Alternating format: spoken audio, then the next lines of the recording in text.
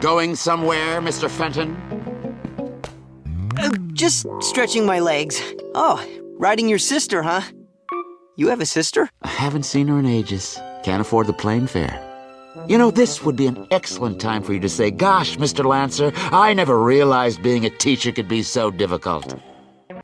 I get wanting appreciation once in a while, but I mean, you chose to be a teacher. Also, it's kind of sad that you have to seek validation from the 14-year-old you're currently teaching. I mean, you have a mortgage. Shouldn't this be above you? Yes, of course. I'm gonna get some air. I've been really upset with my English teacher recently, if you can tell. And if the only way to cope with that is by voicing over Danny Phantom clips, then so be it. Hey guys. So, full disclosure, this video was supposed to be out last month, but I wasn't able to get it out until now. You could say I was going ghost on my audience. If you get it, you get it. If you don't, no worries, because today we're going to be talking about Danny Phantom. Consider this me sharing my wisdom with the world. Danny Phantom, put simply, is a show about a teen boy who gets ghost powers after going into, and accidentally, activating his parents' strange ghost portal. He becomes a superhero and fights all the ghosts that come through the portal in order to protect the whole world. The show ran from 2004 to 2007 on Nickelodeon and was met with critical success, especially during its early days. It even had a few short comics come out in the Nickelodeon magazine while it was still airing. As of recently, there has been a continuation of the series in the form of graphic novels. 2 are out so far. The most recent one came out on November 4th, 2025. So with that in mind, it comes no surprise that there's quite a fandom and cult following for Danny Phantom. In contrast, the creator of Danny Phantom, Butch Hartman, is perhaps one of the most infamous figures in the animation industry. I don't have time to go in depth about all the stuff he's done, plus there's already great videos that discuss him and his controversies. But to cut it short, and so you have context, here's a list of his controversies that I know about. Butch has copied and stolen art, downplayed mental health problems and the unfortunate passing of Mary Kay Bergman, falsely advertised to get his streaming service Oaxis funded on Kickstarter, didn't actually deliver on what Oaxis was supposed to be after it was funded, and has been ableist and anti-LGBTQ. But hey, at least he's not racist.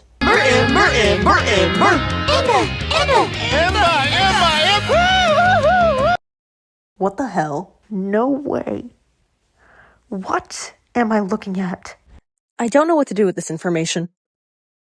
Also, I know this isn't as bad as the racial caricatures, but why is there a kangaroo in Africa? Kangaroos aren't in Africa. What the hell, Butch?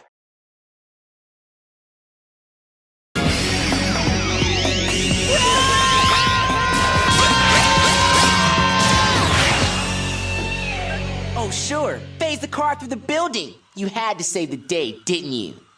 Yeah, because a car smashing into the 28th floor of anything is bad! Danny is a letdown. I know that sounds harsh, but let me explain. I do like Danny's personality, even if that means he can be really, really stupid sometimes. I mean, who in their right mind would make a catchphrase like going ghost? It's funnier when you consider he's trying to be sneaky. It's hard to stay anonymous when you scream going ghost before you transform. But that's not important. The actual point I wanted to make was that the show seems convinced that Danny has invincible levels of complexity when he really doesn't. In the 2-part special, The Ultimate Enemy, we see the future if Danny decides to cheat on his SATs. In this alternate timeline, all of his family and friends die in a freak accident, don't ask. Because he's lost everything, he goes to live with Vlad, because he's, quote, the only one who could understand him, apparently. Danny eventually requests to get his emotions removed, and Vlad agrees, which I have a problem with. I genuinely do not believe that Danny would become evil, or at least not like this. Setting aside the fact that becoming evil over SAT scores is kind of the funniest thing ever, the fact that he would stay with Vlad and eventually ask for his humanity to be removed doesn't make sense with the two's already pre-existing dynamic. Don't let this fandom fool you, okay? These two hate each other. Danny has every reason not to trust Vlad. To give context, Vlad is the main villain of the show. Why is he a villain, you ask? Well, Vlad was friends with Jack and Maddie, Danny's parents, back in university. He was in love with Maddie, apparently, but so was Jack. And after a malfunction in one of their machines caused by Jack's incompetence, Vlad is hospitalized. Maddie and Jack end up together and leave Vlad to be miserable. Why didn't they check up on their friend in the hospital? Who knows? Instead of focusing on recovery, Vlad decides to get vengeance on Jack and try to win Maddie's affection. This goal becomes much more tangible because he gets ghost powers from the failed experiment, similar to how Danny did. Vlad ended up using his powers to become rich, in most likely not so legal ways, and began abusing his power as a rich guy and a ghost. Overall, though, it's clear Vlad just wants to be Jack. He thinks he deserves Jack's life more than Jack does.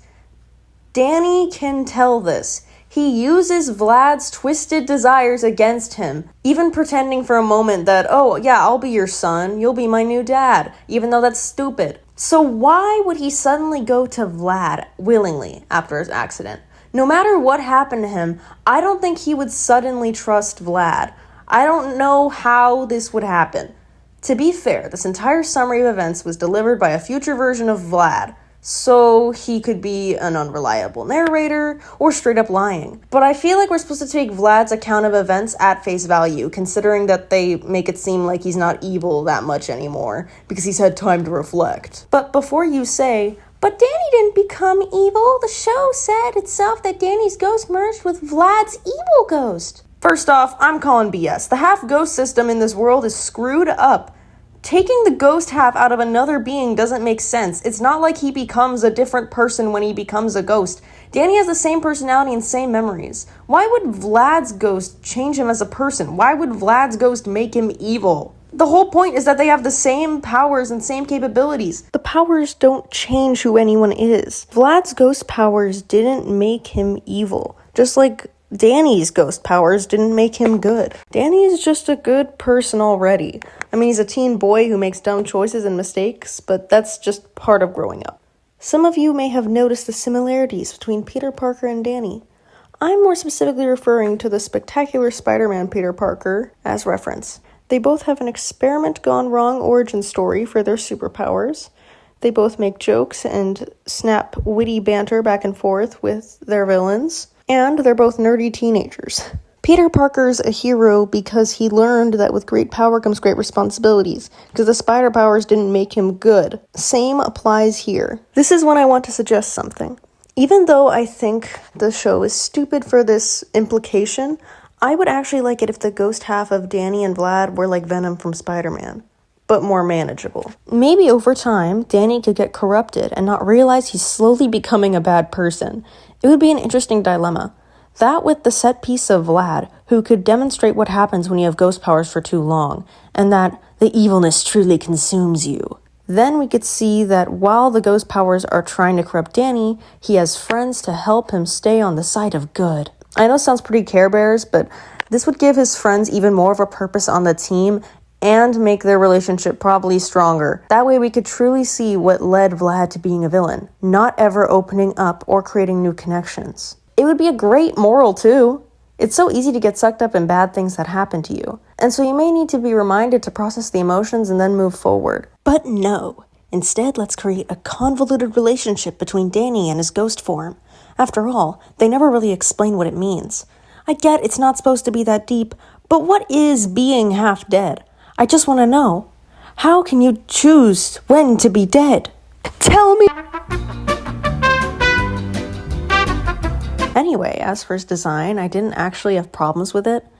The art style of Butch's shows is incredibly unique, and even though I didn't really like it at first, I've grown fond of it over the course of the series. I made his hair in his ghost form more swishy to look more like a ghost tail, or whatever you call those things. I even gave him a more evil expression in his ghost form, to show the effect that the ghost form would have on him. I gave him green blood for contrast, and Lichtenberg markings, since he was electrocuted by his parents' machine.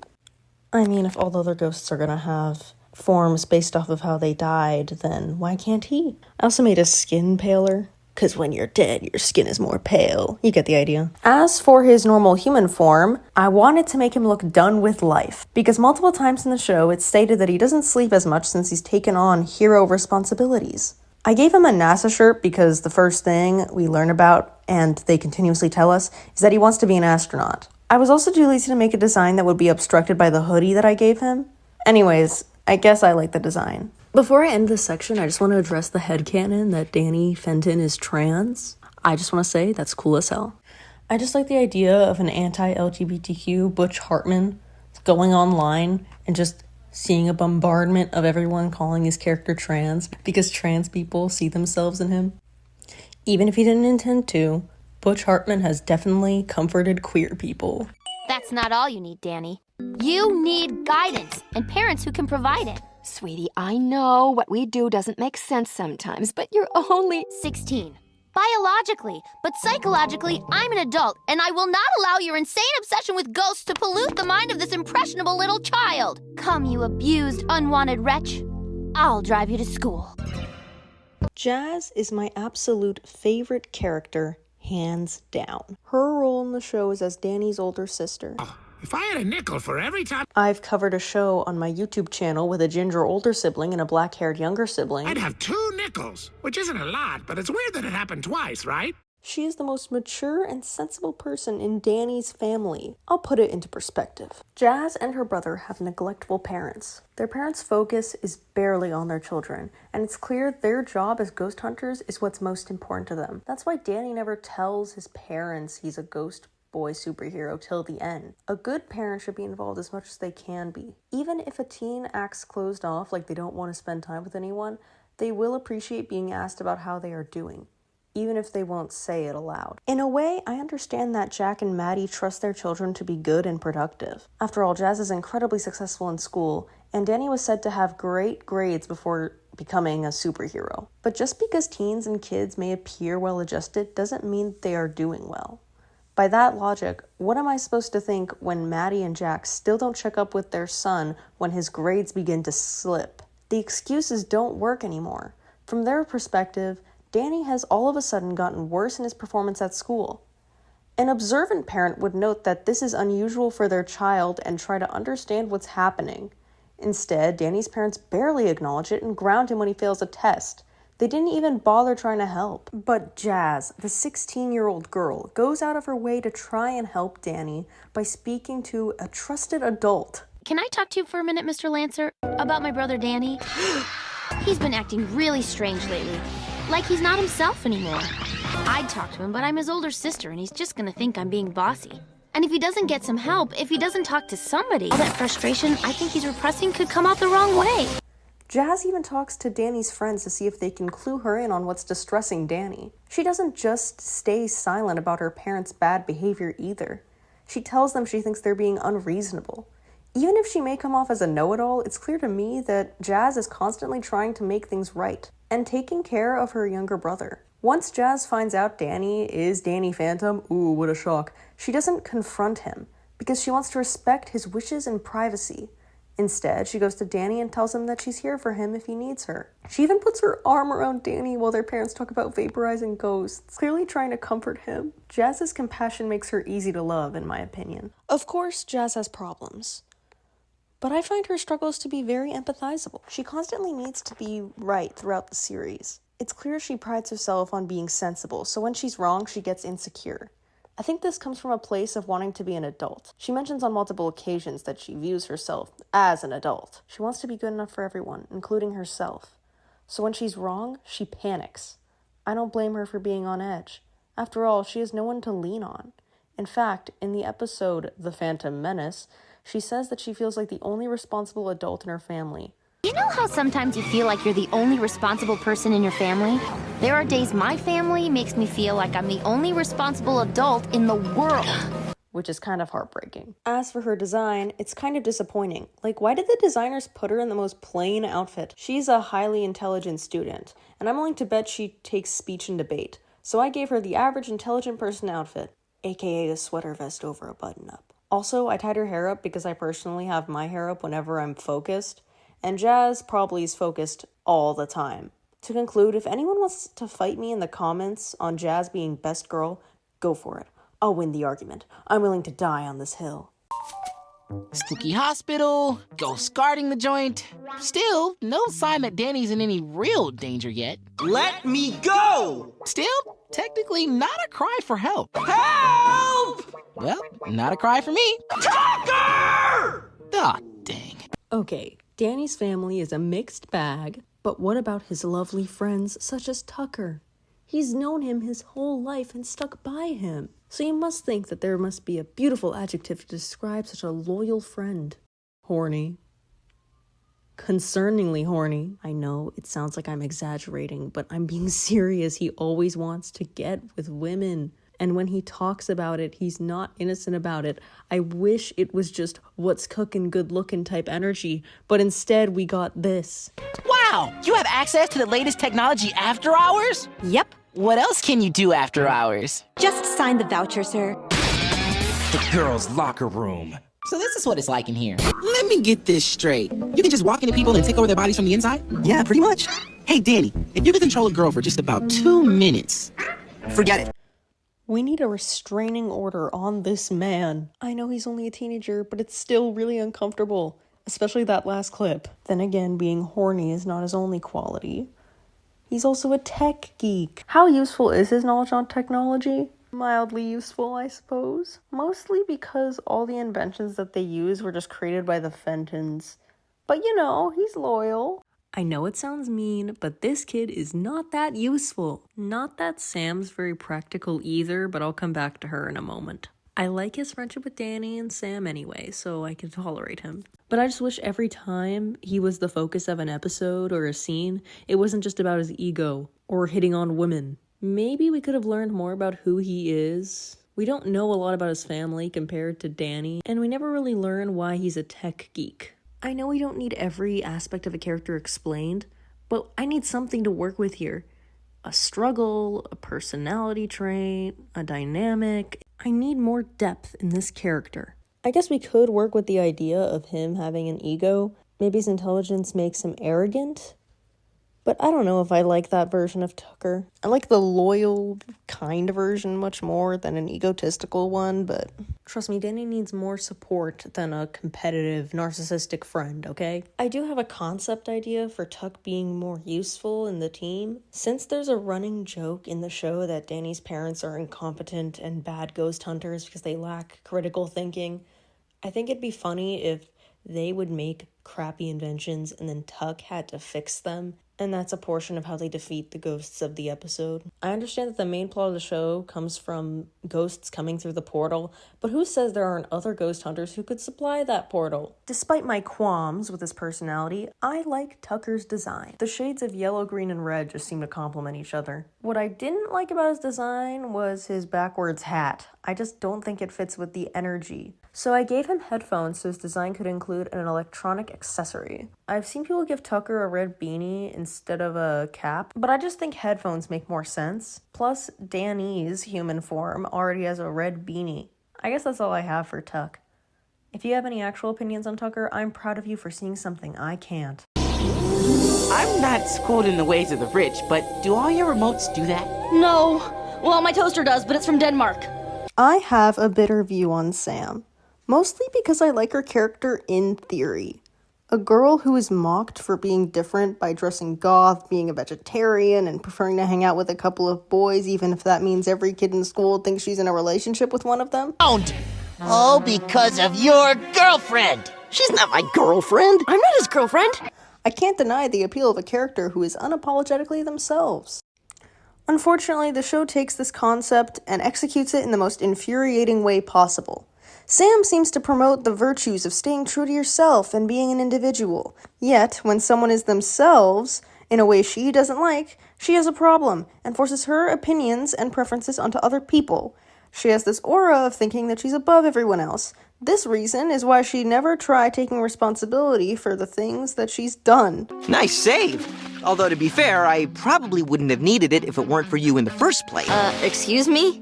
I save your butt and you're giving me grief? Welcome to my world, remember? We should make the menu recycle-vegetarian. We should let the gorilla out. We should sell all of your dad's stuff at a garage sale. How about a thank you, huh? You think Paulina would have saved your butt back there? She would if she wanted me to come to her party. Danny, I swear, there are days I wish I had never even met you! Also, I can't believe that she barely takes advantage of the fact that she's rich. Despite being pro-environment, I highly doubt that any of the money she could spend on yachts and planes are contributing to helping the environment in any sort of way. Then, she becomes a love interest for the male lead. This pisses me off to no end. I get that the writers wanted a romance, but this is just insulting. Forgetting the fact that I personally don't think they have enough chemistry, and they also kind of look like siblings, this romance is dragged out. Her and Danny will spend a whole episode blushing at each other, holding hands, pretending to make out for some reason, and in the next 30 episodes of the show, they will not include any reference or progression to the shipping fuel that they provided. The worst part is they expect me to care after all that time. To top it off, Sam doesn't seem to be respected by the show itself. Sam is ridiculed constantly by the show's characters because she's apparently not a real or respectable woman since she thinks and dresses differently. I've got to do something to get him to listen to me.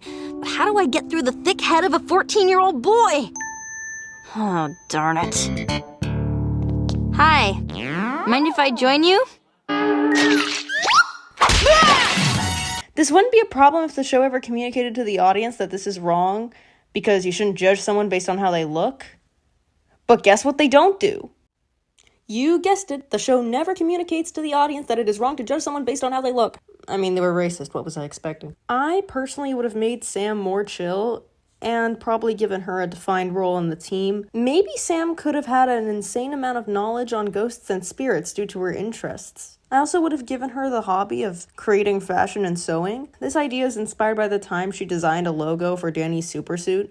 To address my redesign, I wanted to give her more of a goth look than in the show.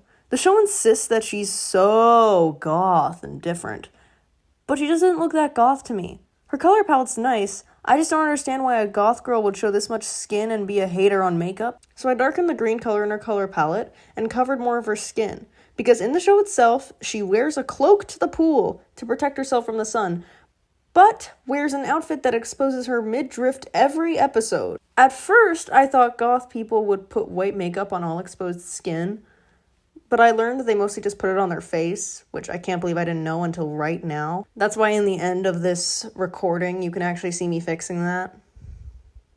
I also wanted to show some ginger hair poking out on the top, because her parents are blonde and ginger, so I feel like it would be more likely that Sam just dyes her hair. What did we learn today? Don't be a hypocrite. Also, don't make out with your friend for a diversion.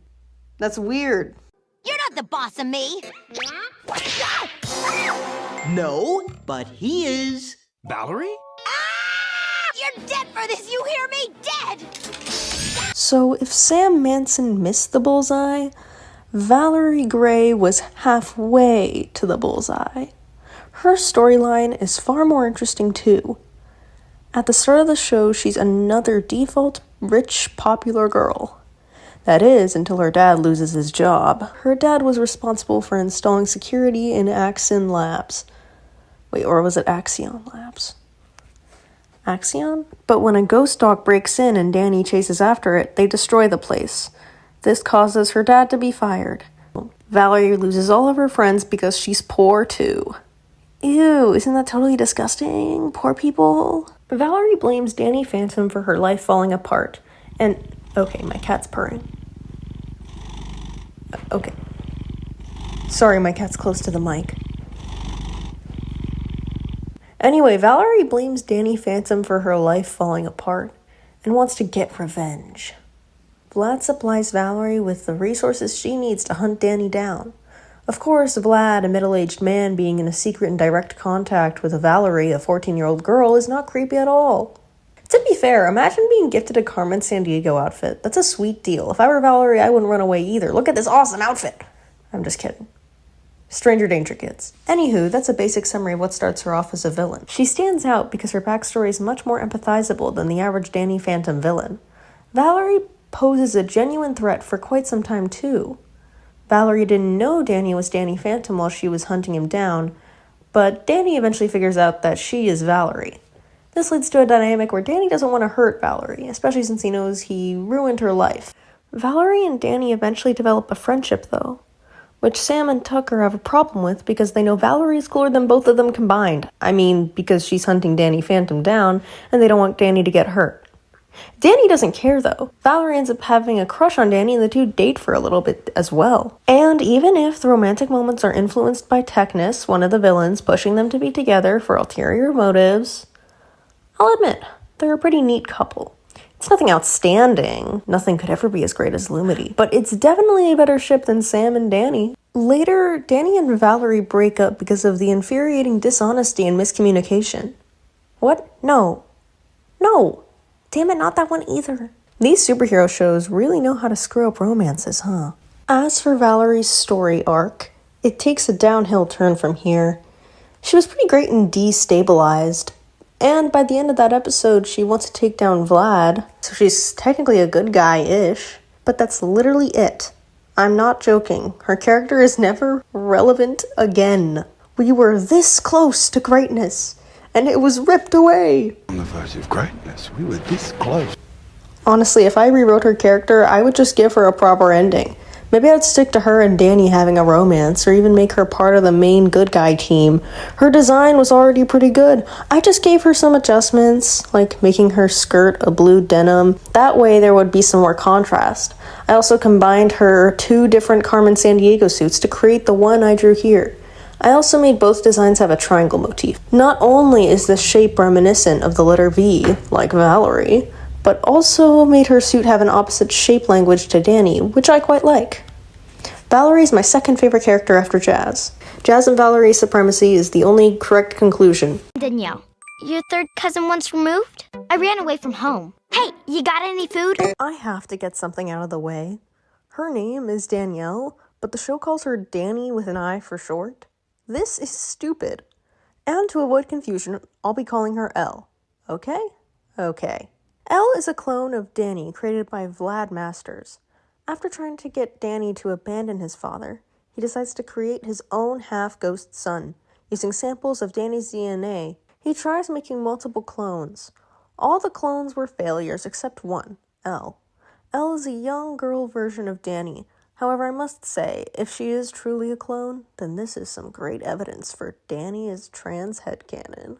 Anywho, Elle is treated like a daughter by Vlad, but he's only using her to retrieve more DNA from Danny, so he can create the perfect clone. But Elle thinks that he's actually trying to retrieve more DNA so he can fully stabilize her and make her the perfect clone. Then she learns Vlad just wants to kill her and turns on him, helping Danny defeat him. Afterwards, Elle lives on her own. Eventually, she realizes she needs to be fixed to stay stable, because when she uses too much power, she starts melting. Valerie helps Elle find Danny so they can cure her. Of course, Valerie is lying so she can capture the both of them and bring them to Vlad. One thing leads to another, and Danny and Valerie work together to rescue Elle from Vlad. Using one of Jack's inventions, Danny is also able to fix Elle's flaw. After all this rescuing, we never see her again. She is in only 2 episodes, yet I felt the urge to include her, for one reason. I actually like clone plot lines. My 2 main examples of perfect clones in stories are Infinity Train and Pantheon. A clone storyline is much more interesting when we explore the more philosophical part of it, such as who a clone is as a person, or if a clone can truly be an individual. In most shows and cartoons, clone storylines are often one-offs, or completely brushed over. So I have a deep appreciation when this plot is used to its fullest. Unfortunately, I'm not sure if Elle is applicable for my ideal clone storyline, mostly because Elle being a clone never really bothers her or is used as a struggle. They don't even use it as a fun juxtaposition. If I were the writers, I would have really leaned into the idea of her turning out very different from Danny. Her recklessness could have been used like that. Since I made my Danny responsible and cunning with his powers, I think that they could have made her extra reckless. As for her design, I already liked it. I just wanted to lean into the extreme carefree personality I imagined for her. I gave her baggy clothes, which I imagined she'd borrow from Danny's wardrobe considering she's homeless after betraying Vlad. As for her supersuit, I liked the asymmetrical look. I just fixed the major problem I had with it. The exposed stomach.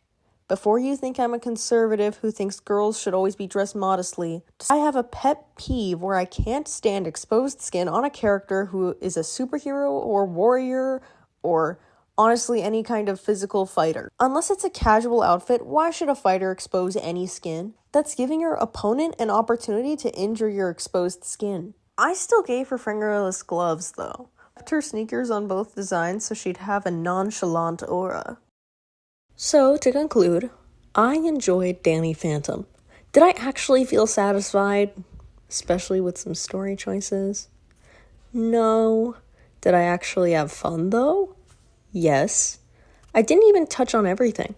I could have highlighted certain episodes, the graphic novels, how Butch really butchered the last season, the horrible finale that was Phantom Planet, or even some incredible jokes that have aged like fine wine. But I really thought it would be unnecessary to make an over 30-minute video about Dani Phantom even longer. I just hope you enjoyed this analysis and reimagining. Please subscribe if you want more content like this. As always, stay cheesy.